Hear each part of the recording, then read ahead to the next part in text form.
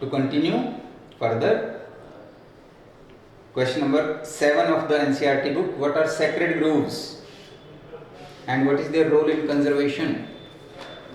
Very important. Sacred grove.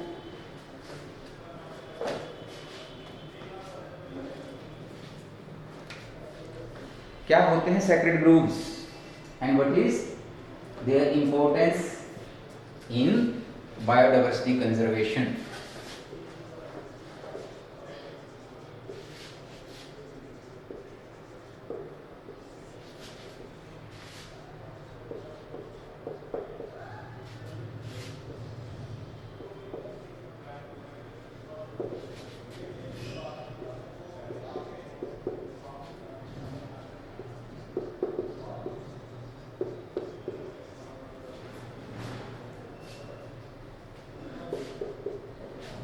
क्या होते हैं sacred groves? Forest patches,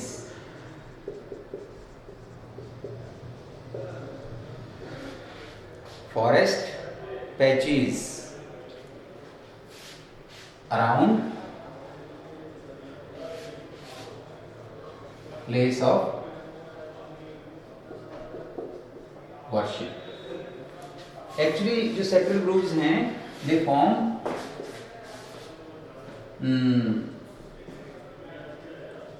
in situ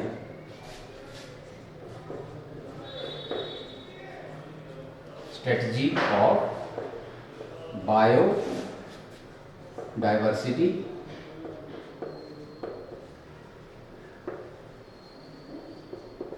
conservation. ये इन साइटू स्ट्रेटजीज हैं। इन साइटू जहां पर भी कोई मिल रहा है बायोडाइवर्सिटी, उसको हम first we trace out the hot spot of biodiversity. हम उस हॉट स्पॉट को ढूंढने की कोशिश करते हैं एंड देन कुछ फॉरेस्ट पैचेस हम बना देते हैं। हम नहीं, ये काम है एक्चुअली ट्राइबल कम्युनिटीज का।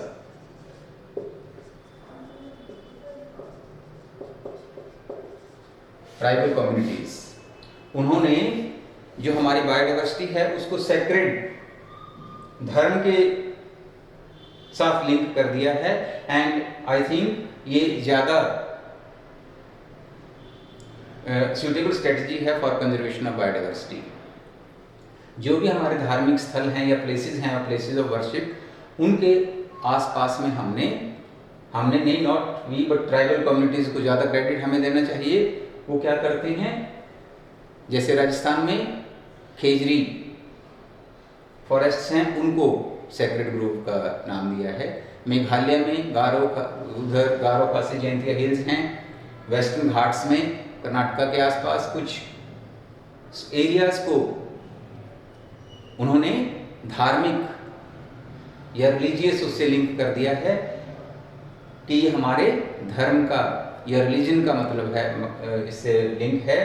तो अब इसको हमें बचाना है and it is more successful strategy. लोग देखिए, जो लॉ है हम फ्रेम करते हैं, बट उनको इम्पीचमेंट और उनको ब्रेक करना ये भी उतना ही पॉसिबल होता है। बट जब इसको अगर रिलीजियस वो दे दिया जाए तो हमारे इंडिया जैसे कंट्री में ज़्यादा इफेक्टिव होगा ये स्ट्रेटजी कि किसी भी जंगल को, किसी भी फॉरेस्ट को, किसी भी बायोडाइवर्सिटी के हॉटस्पॉट को एक रिलीजियस टच दे दो। तो इससे जो लोग हैं उसको रिलीजियन से जोड़ करके और कंजर्वेशन में ज़्यादा हेल्पफुल होंगे, ज़्यादा रोल प्ले उसमें करेंगे। तो these are sacred groves. Sacred groves ने खास तौर पर एंडेमिज्म में एक रोल प्ले किया है। Endemism, what is endemism? What are endemic species?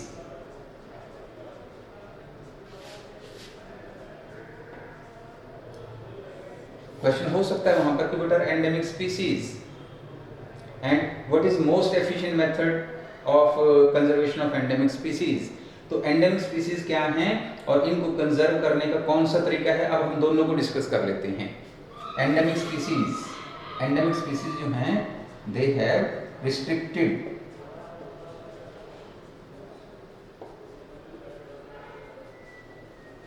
Distribution. इनका बहुत ही रिस्ट्रिक्टेड डिस्ट्रीब्यूशन होता है in a particular area, in specific area. यानी कि जो एंडेमिक स्पीसीज हैं they are not found everywhere, वो हर एक जगह नहीं मिल रही हैं, they are found distributed only in a restricted area, वो एक रिस्ट्रिक्टेड एरिया में पाई जाती हैं। And this restricted distribution of species is called endemic species, इन्हीं को हम एंडेमिक स्पीसीज कहते हैं या एंडेमिज्म कहते हैं। अब अगर हम एक पर्टिकुलर स्पीसीज एक रिस्ट्रिक्टेड एरिया में ही मिल रही है और उसको हम सेक्रेड ग्रुप के फॉर्म में अनाउंस करते हैं तो क्या होगा, व्हाट विल हैपन, लोग उसको कंजर्व करेंगे। तो जो एंडेमिक स्पीसीज हैं उनको बचाने का, उनको कंजर्व करने का सबसे मोस्ट इफेक्टिव मेथड जो है इट इज सेक्रेड ग्रुप्स। तो हमारे पास वन लाइन में इसकी सिग्निफिकेंस क्या आ गई है, इनकी सिग्निफिकेंस क्या है, रोल क्या है, रोल है टू कंजर्व एंडेमिक स्पीसीज जो हर एक जगह नहीं पाई जाती हैं, एक पर्टिकुलर एरिया में हैं, अगर वहां से वो मर गई तो उनकी स्पीसीज रिचनेस खत्म हो जाएगी, बायोडाइवर्सिटी लॉस होगा। इसको प्रोटेक्ट करने के लिए, एंडेमिक स्पीसीज को प्रोटेक्ट करने के लिए पर्टिकुलरली जो स्ट्रेटजी हमारे लिए जरूरी हो रही है इट इज सेक्रेड ग्रुप्स। तो मैं समझता हूं कि आपको ये क्लियर हो गया होगा कि क्या है सेक्रेड ग्रुप्स। और अगर और आप इसके बारे में स्टडी करना चाहते हैं कि सेक्रेड ग्रुप्स कहां कहां पर हैं, इससे सेटिस्फाई ना हो तो refer to page number 267 and I read it for you. In India ecologically unique and biodiversity rich regions are legally protected as biosphere reserves। ये मैंने आपको बताया था कि बायोस्फीयर रिजर्व्स होते हैं, 14 बायोस्फीयर रिजर्व्स मैंने इंडिया में आपको बताए थे, नेशनल पार्क्स बताए थे, वाइल्ड लाइफ सेंचुरीज आपको बताई थी। इसके अलावा इन मैनी कल्चर्स, कल्चर का मतलब ट्राइबल कम्युनिटीज से लिंक हो गया है, in many cultures tracts of forest यानी कि forest patches, track means forest patches were set aside and all the trees and wildlife within were venerated and given total protection। उनको religion के साथ attach करके protection दी जाती है। ऐसे फॉरेस्ट पैचेस को सेक्रेड ग्रुप कहा जाता है। Such sacred groups are found in Khasi and Jaintia hills in Meghalaya. आप नोट करेंगे कि हमारे इंडिया में कहाँ पर सेक्रेड ग्रुप्स हैं। Aravalli hills of Rajasthan, they also form a sacred group। Western Ghats of Karnataka, ये भी सेक्रेड ग्रुप्स हैं। एंड महाराष्ट्र एंड सरगुजा, ये सभी वेस्टर्न घाट्स हैं। Chanda and Bastar areas of Madhya Pradesh, ये भी हमारे सेक्रेड ग्रुप्स हैं। In Meghalaya the sacred groups are the last refuges for large number of rare and threatened species. जो थ्रेटेंड स्पीसीज हैं, रेयर स्पीसीज हैं और खास तौर पर एंडेमिक स्पीसीज हैं। एंडेमिक मीन्स जो कन्फाइनमेंट शो करती हैं, रिस्ट्रिक्टेड डिस्ट्रीब्यूशन है। कन्फाइंड मीन्स लिमिटेड हैं टू लिमिटेड एरिया और लिमिटेड रीजन, और वो एंडेंजर्ड हैं। मान लीजिए ये कन्फाइंड, ये एंडेमिक भी हैं और एंडेंजर्ड भी हैं, तब इनको प्रोटेक्ट करने का, इनको को कंजर्व करने के लिए हमारे पास एक बहुत ही फ्रूटफुल स्ट्रेटजी है and it is sacred groups. तो सेक्रेड ग्रुप्स कहाँ हैं, कैसे हैं, इंडिया में कौन कौन से हैं, आप इस पैराग्राफ में से देख सकते हैं। Question number 8 sorry, among the ecosystem services are control of floods and soil erosion। आपने इकोसिस्टम के सर्विसेज में बोला था कि इकोसिस्टम से हमें क्या क्या मिल रहा है, प्रोडक्ट क्या मिल रहे हैं, ऑक्सीजन मिल रही है। Narrow utilitarian, broad level utilitarian, दो टाइप की स्ट्रेटजीज आपने देखी थी। आपकी जो फॉरेस्ट हैं या आपके वन हैं, जंगल हैं, वो आपके सॉइल इरोजन को भी प्रोटेक्ट कर रहे हैं और फ्लड्स को भी कंट्रोल कर रहे हैं। How is this achieved by biotic components of the ecosystem. देखिए क्वेश्चन को अंडरस्टैंड करें, आपको एक्सप्रेस करने में थोड़ा एक्सपर्टाइज चाहिए।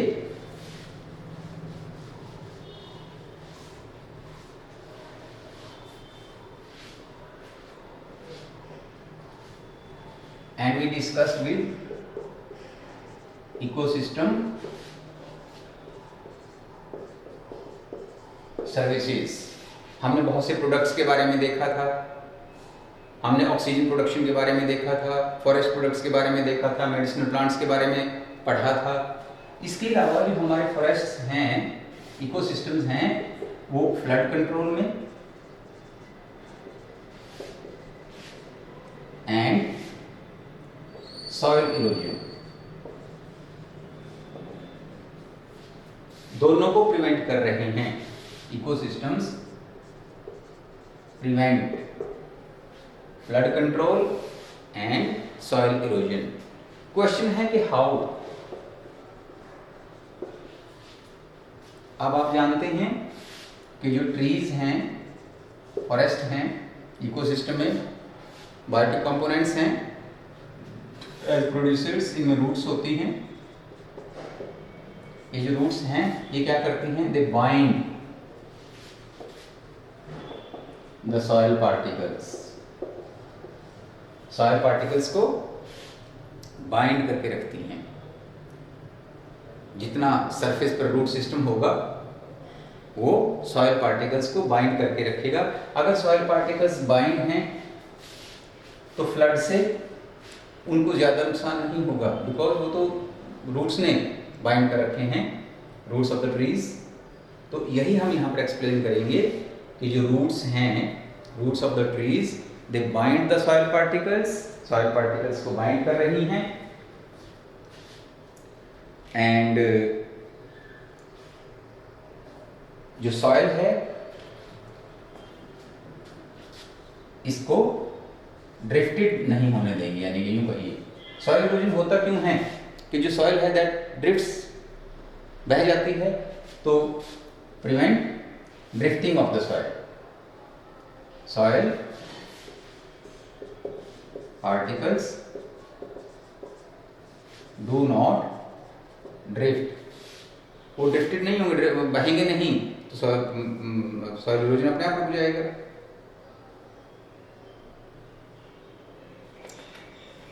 इसके अलावा आप एक और फैक्टर पर भी थोड़ा स्ट्रेस कर सकते हैं कि जो रूट्स हैं, पहले तो आपने बताया है कि वो फ्लड कंट्रोल में और सॉइल इरोजन में प्ले कर रही हैं रोल। किस तरीके से? That they bind the soil particles, वो सॉइल पार्टिकल्स को बाइंड कर रही हैं, so that they do not allow the soil to be drifted. ये सॉइल ड्रिफ्ट करे, बह करके चली जाए, वॉश ऑफ हो जाए, रन ऑफ हो जाए, उसको कंट्रोल कर देते हैं। तो इट कंट्रोल्स, अगर बिल्कुल प्रिवेंट नहीं कर रहा है तो at least it controls the soil erosion. ये सॉइल इरोजन को कम जरूर कर रहा है। फ्लड्स को, फ्लड के रास्ते में भी जब कोई हिंड्रेंस आएगी तो रुकावट आएगी तो कम होगा फ्लड। जो रूट्स हैं they make the soil porous, pores create करती हैं। They make the soil porous, और पोरस होने से क्या होगा? Pores help in percolation of water।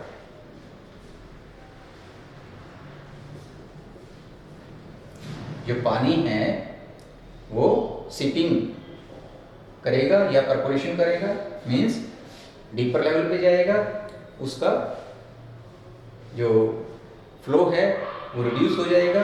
तो इससे भी सॉइल इरोजन और फ्लड कंट्रोल दोनों होंगे। तो आपको दो मेथड्स के कैसे वो प्रोटेक्ट कर रहे हैं, क्वेश्चन डिफिकल्ट नहीं है but becomes slightly difficult to express. तो आप एक्सप्रेस करेंगे कि इकोसिस्टम हमें एक इम्पॉर्टेंट सर्विस प्रोवाइड कर रहे हैं in the form of flood control and soil erosion. वो कैसे कर रहे हैं? हाउ? कि जो ट्रीज हैं दे हैव रूट सिस्टम, और roots, these roots they bind the soil particles को बाइंड कर रहे हैं, do not allow the soil to run off और drift away। जब वो ड्रिफ्ट नहीं होगी, रन ऑफ नहीं होगी, तो जो फर्टाइल लैंड है दैट विल बी कंजर्व, वो बच जाएगी। This is one role. और सेकंड रोल क्या है? रोल तो वही है, सेम है, बट मेथड या तरीका क्या है कि जो रूट्स हैं they make the soil porous, वो सॉइल को में पोर्स क्रिएट कर देती हैं, और जो पोर्स हैं they help in perforation of water. इससे भी सॉइल इरोजन कम हो जाएगा। Question number 9, the species diversity of plants, species diversity of plants, it is about 22%, and animals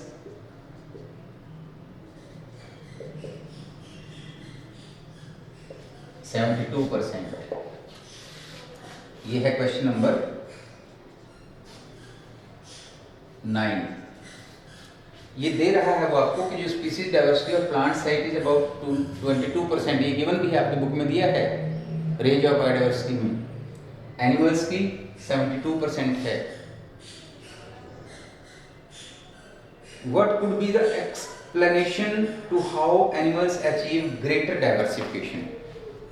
अब इसका क्या है कि जो स्पीसीज डाइवर्सिटी है it is more in animals than plants. Plants की बजाय एनिमल्स में जो स्पीसीज डाइवर्सिफिकेशन है it is more. How can you explain it?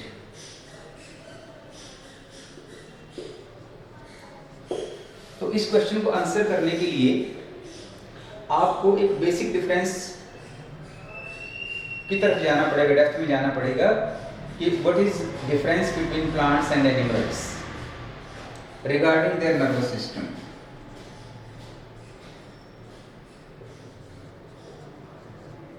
जो नर्वस सिस्टम है इट इज वेल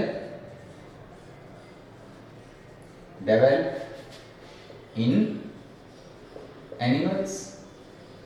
एनिमल्स में जो नर्वस सिस्टम है इट इज वेल डेवलप्ड, चाहे वो सिंपल ब्रेन है, सिंपल नर्वस सिस्टम है, और it may be complex but it is there. जो सिंपलर ऑर्गेनिजम्स हैं उनमें सिंपलर नर्वस सिस्टम है, जो कॉम्प्लेक्स ऑर्गेनिजम्स हैं उनमें कॉम्प्लेक्स नर्वस सिस्टम है, but nervous system is there. What is there in plants? ये मैंने एनिमल्स का आपको बताया कि एनिमल्स में वेल डेवलप्ड नर्वस सिस्टम होता है, बट प्लांट्स में नर्वस सिस्टम नॉट। इनमें कोई ब्रेन, कोई स्पाइनल कॉर्ड या इस तरीके का नर्वस ऑर्गन नहीं है। तो इसके होने का और इसके ना होने का व्हाट इज एडवांटेज और disadvantage? If it is an animal, ये एक एनिमल है, तो उसको इजी हो जाएगा टू कोऑर्डिनेट इट्स एक्टिविटीज। अपनी एक्टिविटीज को कोऑर्डिनेट करना इजी हो जाएगा। क्यों? Because of the presence of nervous system. यही नर्वस सिस्टम जो है it will provide them better chances of adaptation. जो अडेप्टेशंस हैं, क्योंकि environment is ever changing, environment हमेशा बदल रहा है, तो चेंजिंग एनवायरनमेंट में क्लाइमेटिक कंडीशंस चेंज होंगी। कौन अपने आप को बेटर अडेप्ट करेगा? एक ऐसा ऑर्गेनिज्म जिसमें नर्वस सिस्टम है, और नर्वस सिस्टम किसमें है? एनिमल्स में। बट प्लांट्स में कोई नर्वस सिस्टम नहीं है, तो उनमें जो अडेप्टेशंस हैं वो इट बिकम्स डिफिकल्ट। इस अडेप्टेशन की वजह से एनिमल्स के चांसेस ऑफ सर्वाइवल इंक्रीज हो जाते हैं, और जब चांसेस ऑफ सर्वाइवल इंक्रीज होंगे तो डाइवर्सिफिकेशन इज बट नेचुरल, तो उनमें डाइवर्सिफिकेशन भी आ जाएगी। बट एनिमल प्लांट्स में न नर्वस सिस्टम है, न बेटर अडेप्टेशंस हैं, न कोऑर्डिनेशन ऑफ एक्टिविटीज़ है, अपना ना कोई डिफेंस का कोई खास स्पेशल मैकेनिज्म है। एनिमल्स के पास तो लोकोमोशन भी है, मूवमेंट भी है। अगर उनके पीछे कोई प्रेडेटर है या कोई उनके पीछे एनिमी है तो दे कैन प्रोटेक्ट देमसेल्व्स, अपने आप को अपनी by property of locomotion, by property of movement बचाव भी कर लेते हैं। बट प्लांट्स को ये भी नहीं है। तो ये कुछ रीजंस हैं जो आप एक्सप्लेन कर सकते हैं, बहुत डिफिकल्ट नहीं है, कि इनका एडवांटेज मिलता है एनिमल्स को। और जो एनिमल्स हैं they increase their number, increase their species.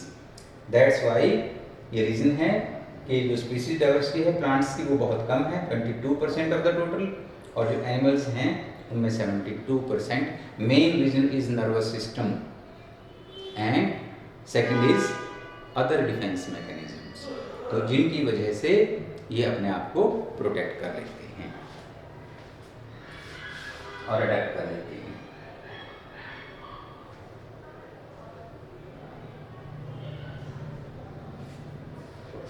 अब वो नेक्स्ट क्वेश्चन है last,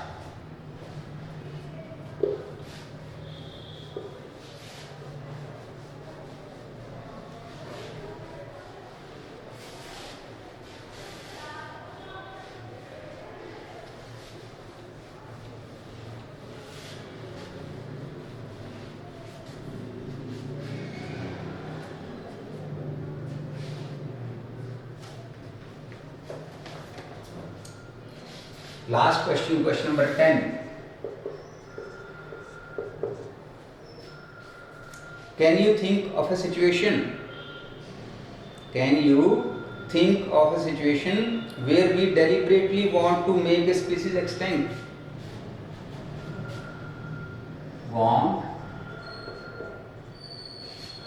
to make a species extinct, ऐसा है। हम तो कंजर्वेशन स्ट्रेटजी ढूंढ रहे हैं, we are searching for conservational strategies, कि कंजर्वेशन कैसे किया जाए स्पीसीज का। और ये क्वेश्चन कहता है कि do you deliberately want to make a species extinct? आप किसी स्पीसीज को एक्सटिंक्ट करना चाहेंगे? बताइए answer, it should be in yes और नो। तो इससे पहले अगर इसने क्वेश्चन पूछा है तो हम थोड़ा स्ट्रेस करेंगे पॉइंट पर कि क्या जो स्पीसीज हम एक्सटिंक्ट करना चाहते हैं, मान लीजिए हमारा आंसर है इन यस, नो भी होगा आंसर पहले। नो में हम चाहेंगे कि जो यूजफुल स्पीसीज हैं that contribute more to the biodiversity, उनको तो हम एक्सटिंक्ट नहीं करना चाहेंगे। बट एक ऐसी स्पीसीज हमारे पास है जिसका बहुत कोई रोल नहीं है इकोसिस्टम्स में। सपोज एक species has no prominent role in ecosystem, उसका इकोसिस्टम में कोई भी इंपॉर्टेंट रोल नहीं है, ना तो वो कोई न्यूट्रिएंट साइक्लिंग में रोल प्ले कर रही है। ऐसी कोई स्पीसीज है कि जिसका कोई भी प्रोमिनेंट रोल नहीं है इकोसिस्टम को मेंटेन करने में या इकोसिस्टम बनाने में, ना ही वो कोई appropriate trophic level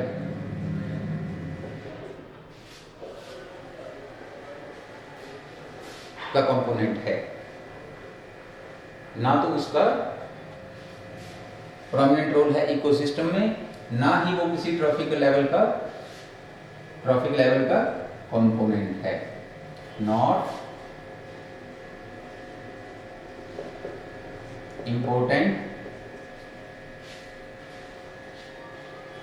this species is not an important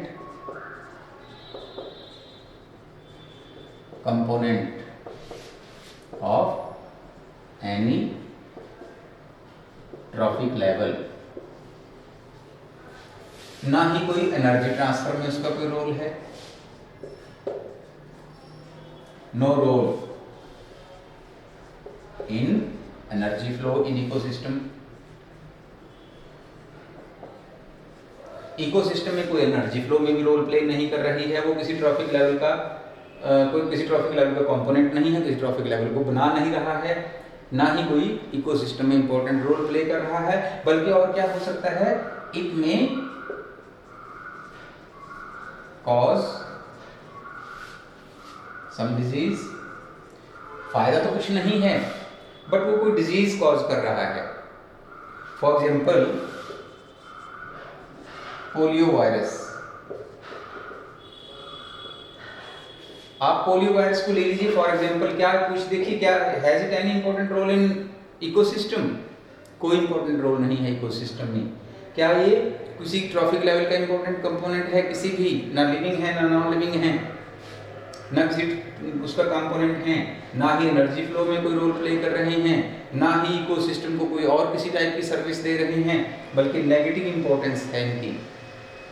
they have got negative importance.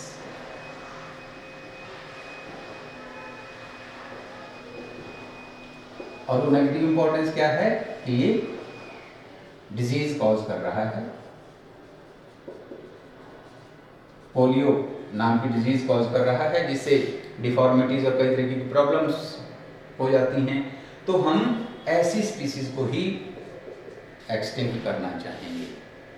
तो हमारा आंसर हो गया yes, we want to make species extinct which have no prominent role in ecosystem, which are not a component of any trophic level, which do not play any role in ecosystem, and for example polio virus is one such species। और भी हो सकती हैं, मैंने जो example लिया है polio virus, और भी बहुत से जो पैथोजेंस हैं जो हमें डिजीज कॉज कर रहे हैं, हम उनको एक्सटिंक्ट करने के बारे में सोच सकते हैं। तो विद दिस हमने क्वेश्चंस भी कंप्लीट किए हैं and we have completed the topic. अब 5 मिनट्स लगा के इसको रिवाइज कर लेंगे, 10 मिनट्स लगा करके, and we will proceed to next chapter. हम नया चैप्टर अपना शुरू करेंगे।